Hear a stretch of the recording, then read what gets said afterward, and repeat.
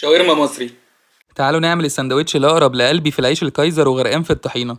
رهيب بجد، تحفة. وأنا اشتريت كل مكونات الوصفة من توفير ماركت، وممكن تطلبه عن طريق الواتساب أو التليفون أو الأبليكيشن. هنبدأ باللحمة، هنحتاج قطعية بتستوي بسرعة زي الفليتو أو البوفتيك، ونقطعها شرايح متوسطة ونتبلها بخل ومية بصل وزيت وبابريكا وفلفل أسود وملح وتوم وبصل بودر وجنزبيل وحبهان مطحون وسبع بهارات ورشة جوز الطيب. هنقلبهم كويس ونسيبهم على الأقل ساعتين. وفي بولة نحضر الطحينة، عليها ملح وفلفل أسود وكمون وخل وليمون، ونزود مية سخنة ونقلب لحد ما تبقى لا تقيلة ولا خفيفة، ونزود فص توم. وفي طاسة سخنة جدا نحط شوية زيت وشرايح ليا ضاني، وبتفرق في طعم وريحة الشاورما جدا. نشوح بقى اللحمة مع الليا وريحة الشاورما هتملى البيت.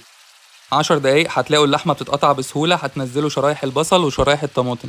5 دقايق كمان نضيف البقدونس ونطفي النار. نضيف بقى شوية طحينة وعلى العيش الكايزر على طول. وما تنسوش تستخدموا البرومو كود بتاعي عشان تاخدوا 50 جنيه خصم على أول أوردر. يلا جربوها وقولولي رأيكم.